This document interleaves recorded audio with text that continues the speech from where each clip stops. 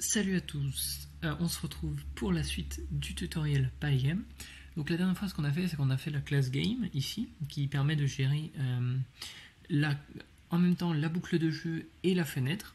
Donc maintenant, ce que je vous propose, c'est de continuer sur la classe du personnage, de tous les vaisseaux spatiaux qui vont pouvoir avancer, se déplacer, tourner et tirer des missiles. Et oui, ce sera qu'une seule classe, vu que c'est pareil, c'est tout ce que. La seule différence entre les ennemis et le personnage, le player, c'est juste que le player, on peut le bouger manuellement à l'aide des touches. Donc ce sera exactement la même chose.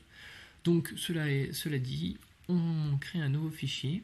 Donc un nouveau fichier spaceship.py. Ici, on va importer Pygame. Parce qu'on va avoir pas mal de choses en rapport avec Pygame. On va créer notre classe spaceship.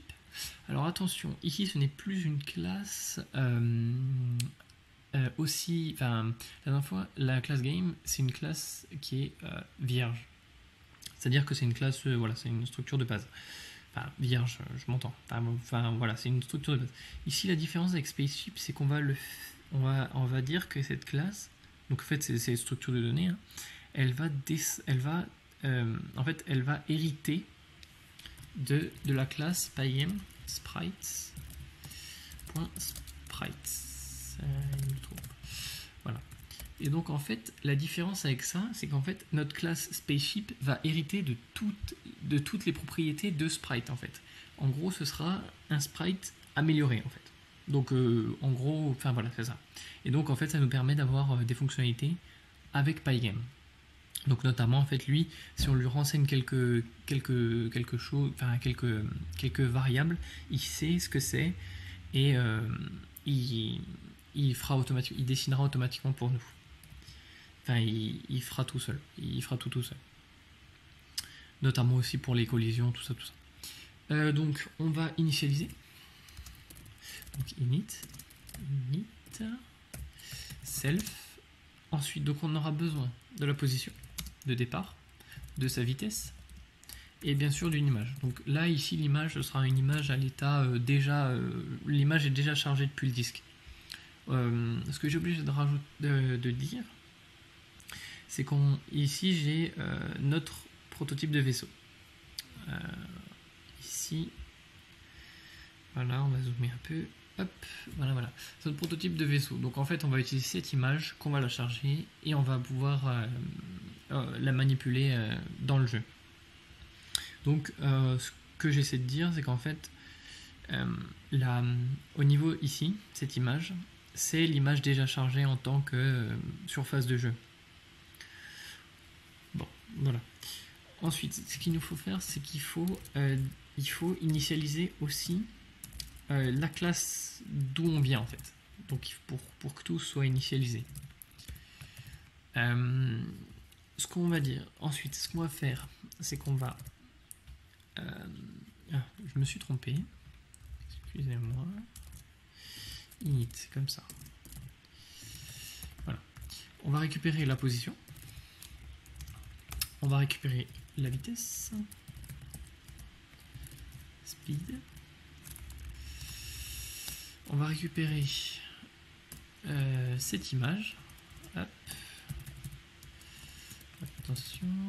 Self.image equal image. Donc quand je vous dis que notre classe va avoir des attributs spéciaux, le membre image en fait partie. Donc à un moment donné, il saura quelle surface afficher en fait, quelle image afficher. Pareil, le rect. Hop.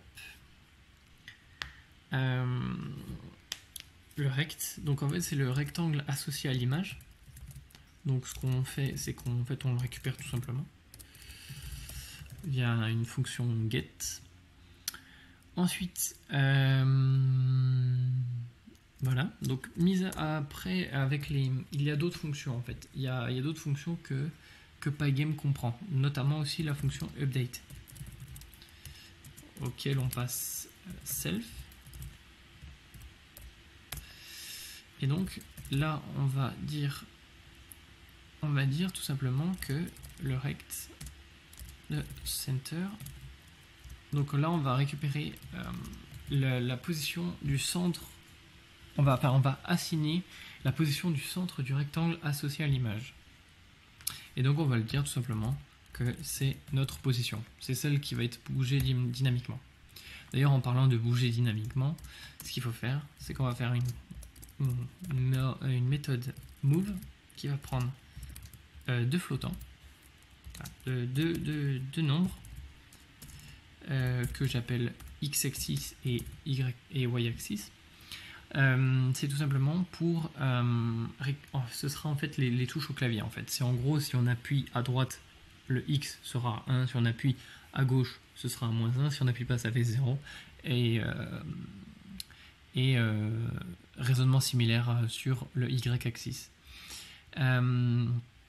Donc ce qu'on va faire ici c'est qu'on va dire que notre position c'est égal, parce que notre position sera un tuple en fait tout simplement, il sera égal à notre pose not 0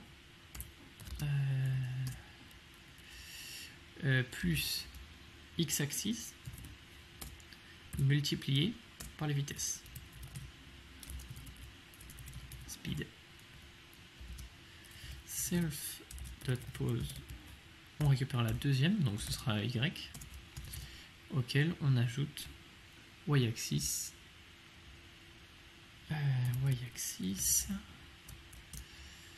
multiplié par self.speed. Voilà.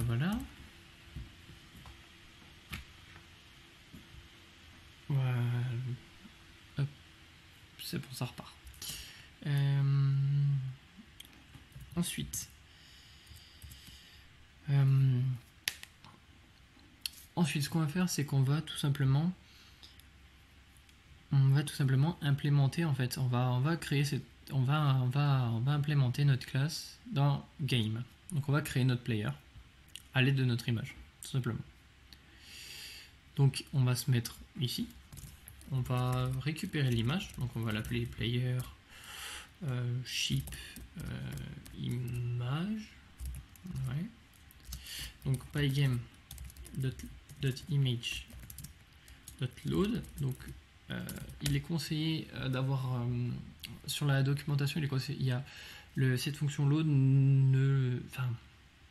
elle ne marche que pour certains types d'extensions, donc à voir, donc les plus connus PNG, JPEG, BMP. Et donc ça, je vous mettrai un lien dans la description pour voir, qui mène vers cette fonction et qui dit toutes les extensions possibles pour les images.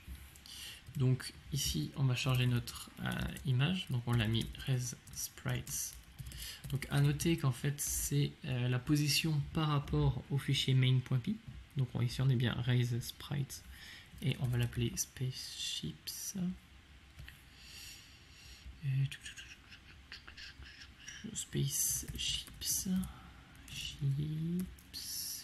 Ship.png ici, ok. Donc à partir de ça, on va dire que notre player en fait c'est un, donc il faut importer notre classe spaceship port all. On va dire que c'est un spaceship en fait qui a pour position, donc on a dit que c'était un tuple, donc on va mettre 200. Ensuite on va lui dire quelque chose comme speed, on va lui mettre quelque chose comme 10, allez, ça me paraît bien. Et on va mettre self.player l'image qu'on a chargée en fait, tout simplement. Alors ici, on va pouvoir essayer de bouger. Alors il se trouve que si on fait cette méthode, si on utilise cette méthode, on va voir, en fait, on peut créer comme ça. If evt le type equals keydown, up, took, et on dit self.player move, je sais pas quoi. Non. If et.key equals k left, voilà par exemple. Et là on dit, là on bouge à gauche. Le problème c'est qu'en fait il détecte que quand on commence à appuyer en fait. Donc en fait quand on appuie longtemps en fait ça ne marche pas tout simplement. Donc ce qu'il faut faire, il faut passer par une autre technique. Et donc là on va recréer une nouvelle méthode. Hop. Donc on va l'appeler manage pressed keys, auquel on va passer self. Et donc ici on va récupérer toutes les touches qui ont été pressées. Donc on va faire pygame key.getPressed ici comme ceci. Et en fait tout simplement donc ici on a donc on va créer en fait un vecteur qui va représenter en fait donc en fait la direction dans laquelle on est à la fin. En fait par exemple si on appuie sur deux touches, et en fait on va se déplacer un peu diagonalement en fait tout simplement. Donc en fait on peut pas faire du cas par on va faire du cas par cas, mais pas, le vecteur ne sera pas du cas par cas. Il sera en fait à chaque touche qu'on va appuyer, on va modifier ce vecteur. Donc dans ce cas-là, on va faire if pressed. Donc en fait c'est une liste de booléens. Donc en fait là c'est Q pour ZQSD, où on peut faire pressed qui est left par exemple. Et dans ce cas-là on va faire vector up. Donc là c'est la coordonnée X, on va diminuer de 1. Ensuite, ce qu'on peut faire, c'est copier ça plusieurs fois, 4 fois notamment. Hop, touk, touk, touk, touk. Donc, je disais, on va donc ici on va récupérer la droite.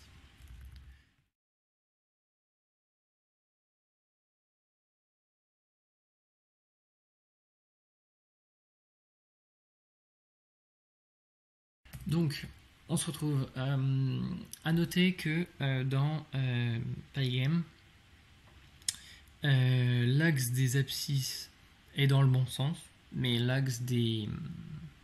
En fait, il faut voir que toute image est commencée à partir de en haut à gauche. Donc en fait, il faut comprendre que, en fait, si on veut se déplacer vers le bas, en fait, il faut augmenter tout simplement la valeur des Y. En gros, la ligne du haut de notre fenêtre correspond au y égale 0. Et la ligne de gauche égale à x égale 0. Donc c'est pour ça que ici on met moins 1 et ici on met plus 1. Ok, donc après avec ce vecteur, ce qu'on va faire, c'est tout simplement on va faire self.player player.move, donc en fait notre petite méthode qu'on a créée. Donc x-axis, donc en fait on va lui passer le vecteur 0 et le vecteur 1. Tout simplement. Et donc, voilà. Donc ici, donc en fait, on a juste créé notre personnage et puis on a juste lié les commandes avec. Donc ce qu'il va falloir faire, c'est que on va faire ça temporaire.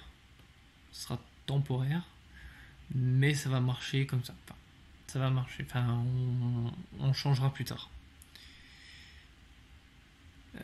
Oui, j'ai oublié de rajouter ici. En fait, il faut appeler notre méthode manage_pressed_event. Ici, voilà. Pressed key, pardon, keys. Et donc, de manière temporaire, ce qu'on ferait, en fait, ce qu'il faudrait faire, c'est qu'en fait, il faut trouver un moyen de dessiner notre personnage.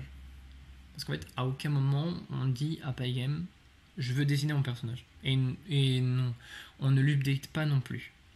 Donc en fait, ce qu'on va faire, c'est qu'on va faire self-player .update ici, tout simplement, dans notre méthode update. Donc en fait, ici on efface tout.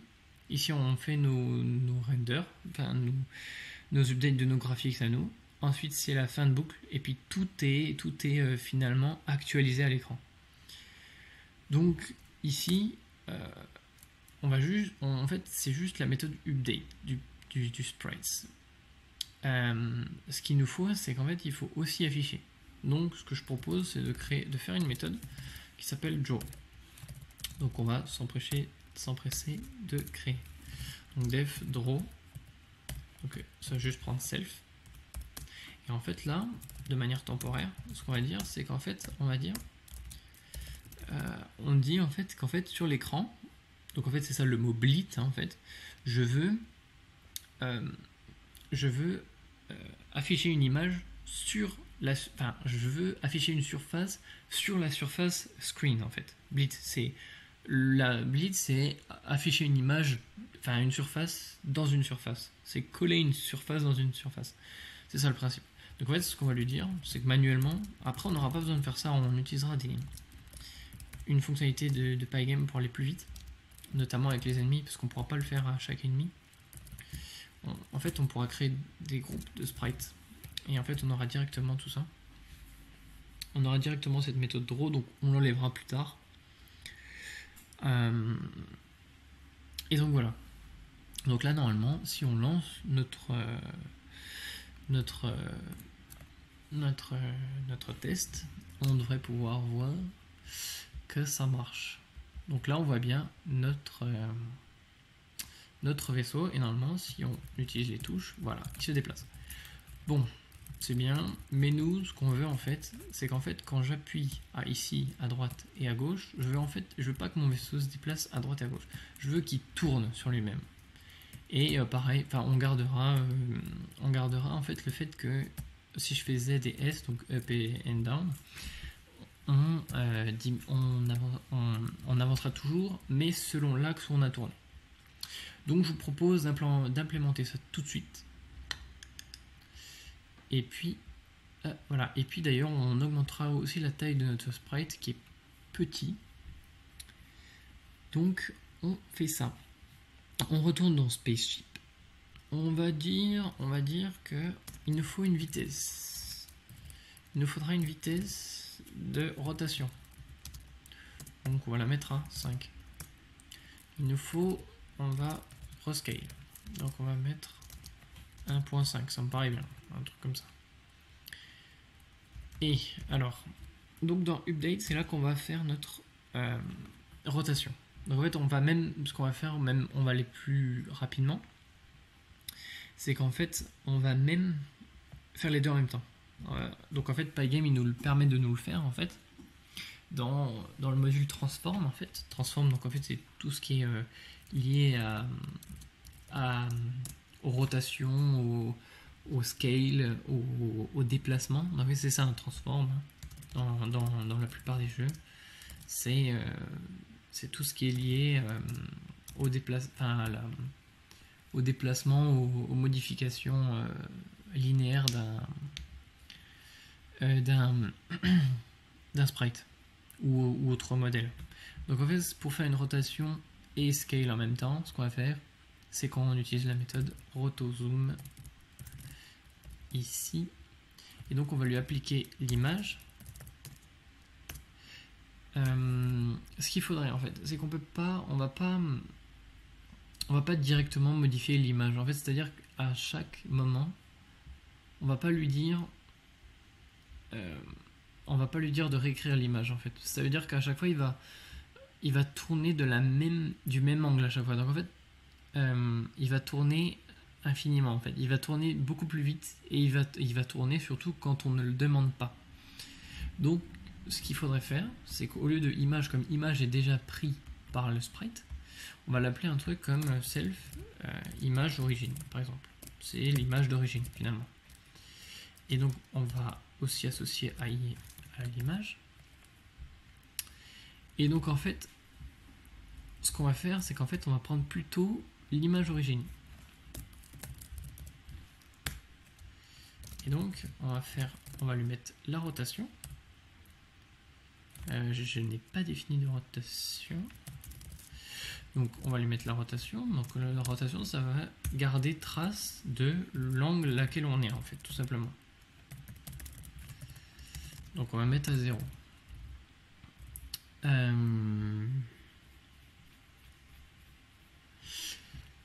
Et donc on va aussi lui passer le scale. Self dot scale. Voilà.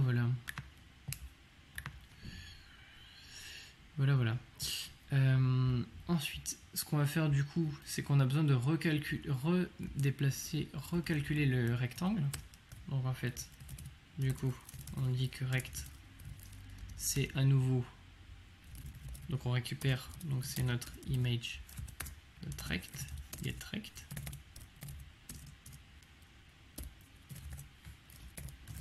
Voilà. Ensuite, donc en fait là on a juste ce qui nous permet de rotationner et de scale en même temps notre objet. Par contre on n'a pas encore lié nos touches à cette rotation. Donc ce qu'on va faire tout simplement, c'est qu'en fait on va dire que notre rotation en fait elle va diminuer parce qu'en fait c'est dans le sens anti-horaire on va prendre notre x-axis et on va multiplier par l'angle speed qu'on avait au tout début, qu'on a défini au tout début. Ensuite on a besoin de rotationner le vaisseau, le spaceship. Donc une bonne méthode, c'est d'utiliser les vecteurs. Pygame a déjà des vecteurs et il permet de faire rotationner des vecteurs. Donc on va pas se priver de ça. Donc c'est dans le module math. Vector2, parce qu'on est en 2D bien sûr. Avec Pygame on peut faire aussi du 3D, mais bon, c'est plus délicat. Et donc là on va dire tout simplement, que c'est quand on avance en fait. Il nous faut toujours garder cette avancée. Donc quand on avance sur l'axe des Y, donc quand on fait up ou down, quand on avance ou quand on recule, donc il faut bien garder cette notion en fait. Et après seulement on va rotationner le vecteur. Donc rotate. Donc en fait il y a deux méthodes. Il y a la méthode rotate et la méthode rotate IP. Alors qu'est-ce que c'est IP? IP ça veut dire in place. Et in place en fait c'est à dire que rotate en fait il va vous donner un autre vecteur et in place ça veut dire qu'il va modifier ce vecteur. Donc nous ce qui nous intéresse c'est in place. Et donc là on va lui dire aussi minus self rotation parce que on a à nouveau un sens anti-horaire. Et donc là ça va plus être pareil dans notre on va juste ajouter le vecteur en fait tout simplement. Donc ici on va dire vecteur 0. Donc ici on choisit le vecteur qui pointe vers le haut bien sûr, puisque en fait on a vu que notre vaisseau il pointait vers le haut au-dessus. Naturellement en fait dans l'image elle pointe vers le haut. Donc en fait on va juste avoir pile poil ce qu'il faut quoi. Et donc là on récupère ça et normalement on est bon. Sauf que j'ai fait une bêtise, ce sont des vecteurs, donc c'est Y et X. Voilà. Et donc normalement si on actualise et que si on fait marcher le jeu, on a résolu le problème et tout tourne bien comme il faut. Et voilà. Et puis maintenant on peut naviguer. Hop, Voilà. Donc je vous mettrai dans la description, je pense que je vais faire, c'est que je mettrai le lien du répertoire GitHub. Et puis vous pourrez en profiter. Et puis vous aurez l'image. Et puis voilà.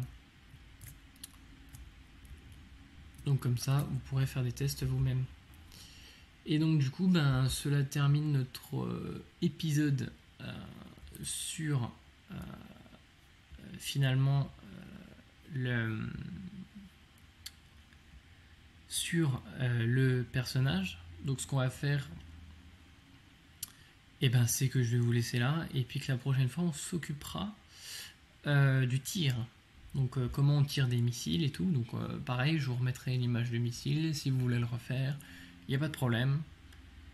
À la prochaine fois. Salut.